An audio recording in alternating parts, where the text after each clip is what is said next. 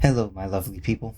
So, we're going to talk about a subject that is really difficult to talk about, and it is well, let's face it, completely construed by the corporate media because they're too lazy to actually figure out what they're talking about.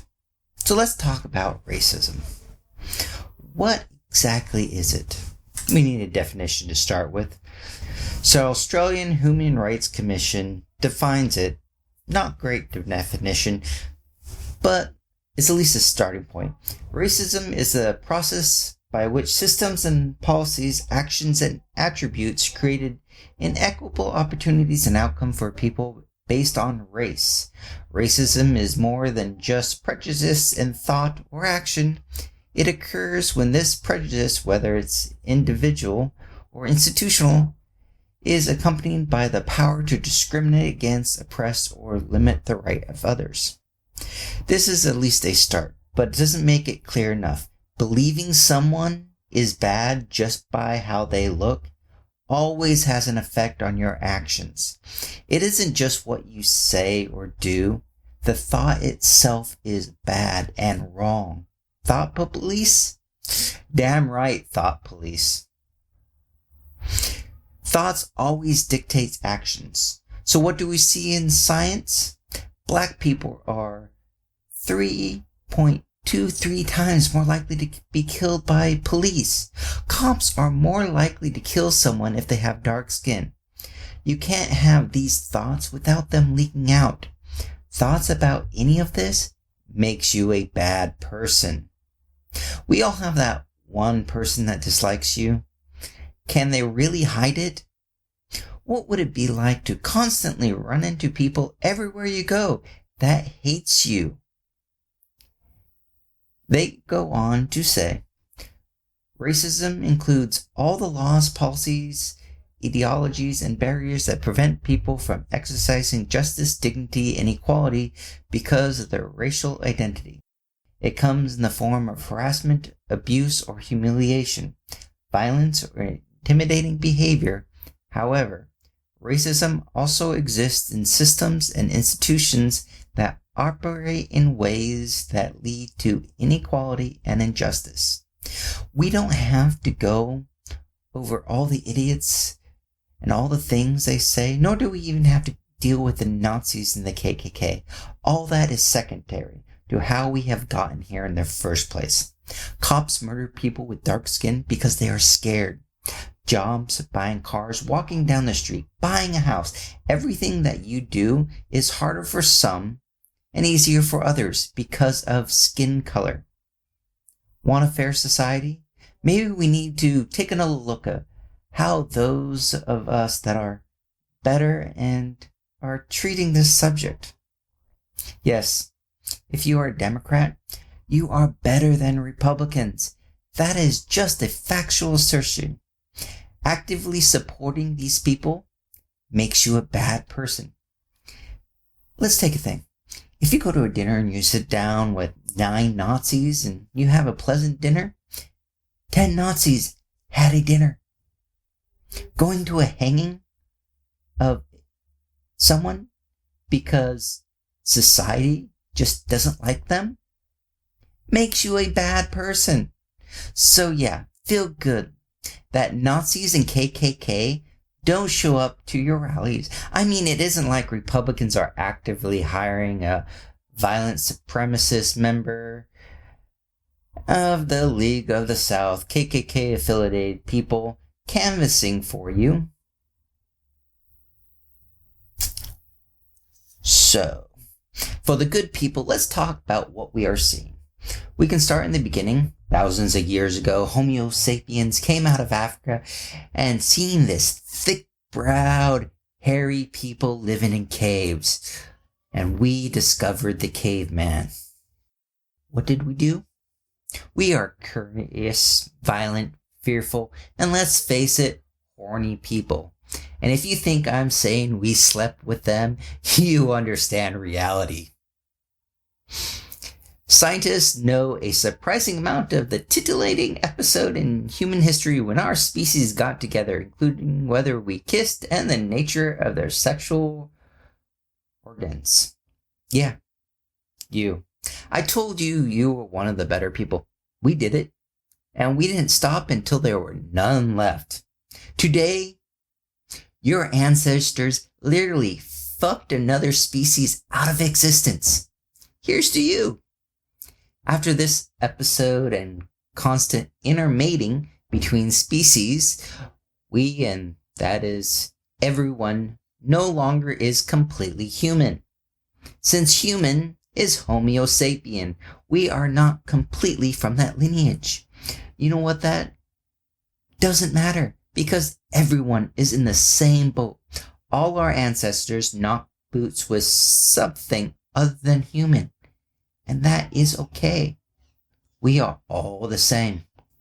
Times move on, and in Greece and the Roman Empire had no notion of different types of people, and as such, people displayed in the painted statues show that once again we got down and boned, and I mean a lot. Greece and Rome did believe that they were better than everyone, don't get me wrong, but it was because of their accomplishments. They believed that their society was better than the rest. They didn't separate it any more than that. It wasn't just in Rome and Greece. Please tell me you didn't think that they were intermingling in Egypt? Then you know what has happened? Lots of wars. And everywhere soldiers go, they had sex. In fact, science has shown this. It's a lie. Not only do we constantly sleep with everyone that we came in contact with, so trying to draw the lines on the map is absurd. We didn't care because it didn't matter. Nor should it matter today. So when did it start? Well, it couldn't be started over political power and economic interest, because that would be so us. And yes, in the ancient world, there was lots of slavery, but people enslaved people who didn't look like them, and they often enslaved people who did. Did you know that the English word slave is derived from the word Slav? Because Slavic people were enslaved by all kinds of folks, including Western Europeans, for centuries. Right? Slavery wasn't about race either, because no one had thought up race yet. So who did? I put that question to another leading historian, Ibram Kendi. I didn't expect he would answer the question in the form of one person's name and a date, as if we were talking about the light bulb. But he did. He said in his exhaustive research, he found what he believed to be the first articulation of racist ideas. And he named the culprit. This guy should be more famous or infamous. His name is Gomes de Zurara. Portuguese man, wrote a book in the 1450s in which he did something that no one had ever done before, according to Dr. Kendi. He lumped together all the people of Africa, vast, diverse continent, and he described them as a distinct group, inferior and beastly. Never mind that in that pre-colonial time, some of the most sophisticated cultures in the world were in Africa. Why would this guy make this claim? Turns out it helps to follow the money. First of all, Zurara was hired to write that book by the Portuguese king. And just a few years before, slave traders, here we go, slave traders tied to the Portuguese crown had effectively pioneered the Atlantic slave trade. They were the first Europeans to sail directly to sub-Saharan Africa to kidnap and enslave African people. Since it started in the 1450s for political power and economic interests, scientists have given us the power to land on the moon and split the atom. However, they are still unable to separate out humans. We are able to separate out dogs, but not people.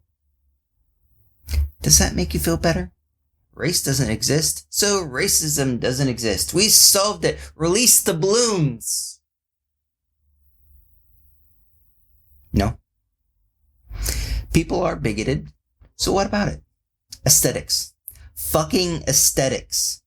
We are murdering people in the street, damning our country for aesthetics. Well, if you're anything like me, that makes me feel so much worse. Gomes de Zurara, Portuguese man, helped destroy generations and hundreds of trillions in economic activity. He did this to help his king get money and hold you down. Politics, power, and economic interests. Our country is divided over aesthetics that has destroyed trillions of dollars.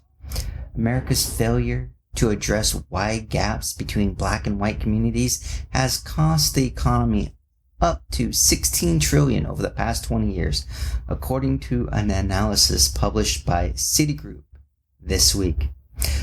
So, $16 trillion multiplied by taxes, we get 3 to 4 trillion that would have been going to the federal government when we add in the other benefits of that much money in the economy. That is before the multiplication of the wealth over generations, without even talking about the trillions that would have been generated from the ideas and the businesses when people are free to reach any heights. Maybe like the police dropping bombs on neighborhoods or the destruction of Black Wall Street, the companies that could have been formed 100 years ago would have generated even more wealth. So, when Lindsey Graham said this, many times my state has been the problem. I love it. It's where I want to die, but no time soon. Tim and I have a good relationship. I love Tim Scott. 1876, South Carolina, Louisiana, and Florida sent 2 slate of electors. They had 2 governments, by the way, and we didn't know what to do. Why did South Carolina, Florida, and Louisiana do it? To hold the country hostage to end Reconstruction. It worked. The commission was 8-7. It didn't work. Nobody accepted it. The way it ended is when Hayes did a deal with these 3 states. You give me the electors, I'll kick the Union Army out. The rest is history. It led to Jim Crow. If you're looking for historical guidance, this is not the one to pick. he is pointing to a time in American society that we destroyed trillions because people were butthurt. Slavery had never created a better society. Those idiots carrying around the traitor battle flag are so dumb. They are to this day defending slavery. If slavery was a way to create economic wealth and a great society, then why, I do say why, did the South lose? You'd be surprised to hear that the war wasn't about slavery. There were 15 slave states, so we would need 60 states to end slavery today. 34 states in total, and 15 were slave states.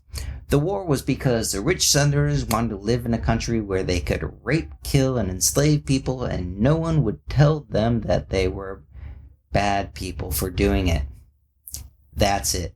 The rich wanted not to be made fun of or told their shit didn't stink, so they convinced the poor to go to war and give them their own country.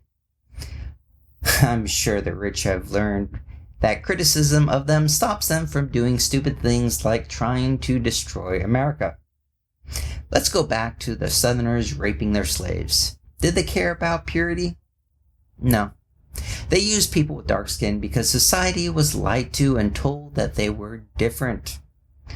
What happened to the former slaves after generations of being raped by whitey? Those passed for white pretended they were white. So for generations now, they have been having sex and passing on those slave genes. Now they want to pretend that they are pure European. Does finding out they aren't pure stop them from any of their anti-aesthetic delusions? No. So, the South was a bad economy. There's very few slave owners that owned lots of land and basically everything else. That was their society. The rich got to do whatever they wanted, everybody else got to suffer. Impacts of the U.S. Civil War on Southern wealth holders. The 1860 census data showed that the median wealth of the richest 1% of Southerners was more than 3 times higher than for the richest 1% of Northerners. The poor in the South were the threat. The people that didn't have any money, it isn't like people would get together and kill those with all the money. When the differences got too high, well, they are French, the lovers that don't fight and always lose wars.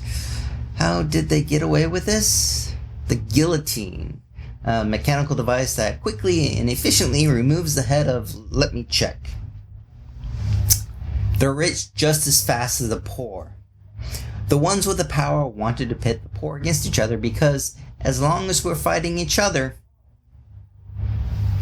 so no one is even pure human. So how is this lie perpetrated generations after it was made up by the rich and powerful to divide the poor so that you, unless you have tens of millions, you are poor? How does it survive when it is only used to fight us? Repetition. Repetition is what makes fake news work too, as researchers at Central Washington University pointed out in a study way back in 2012 before the term was everywhere. It also a staple of political propaganda. It's why flax feed politicians and CEOs sound bites that they can say over and over again. Adolf Hitler knew about this technique.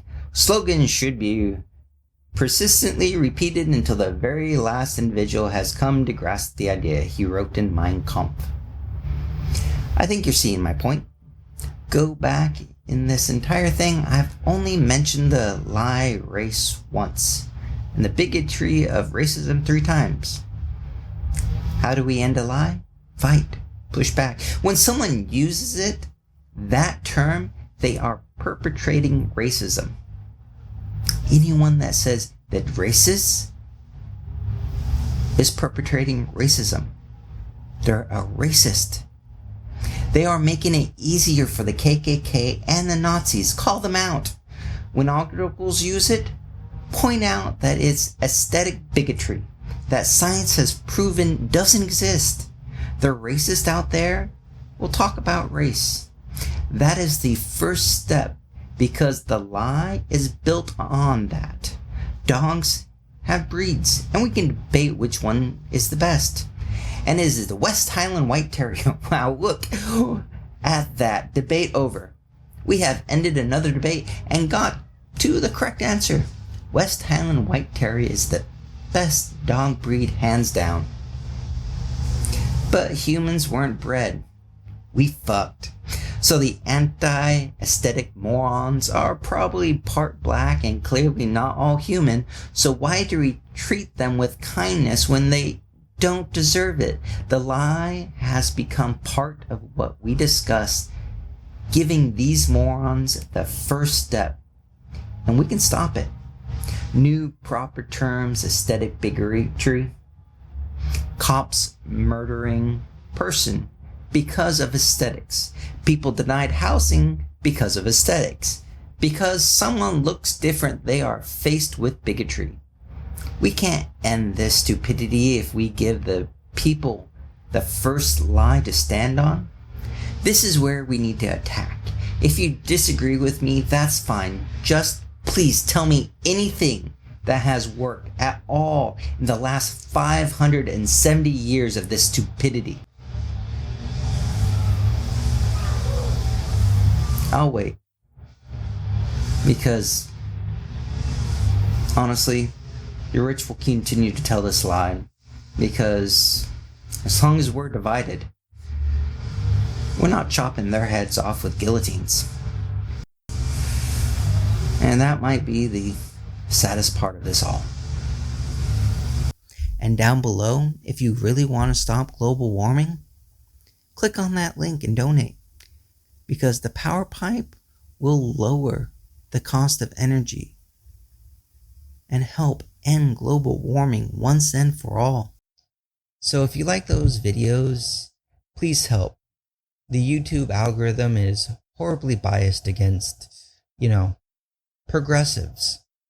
And the Republicans have massive amounts of money just to buy it off.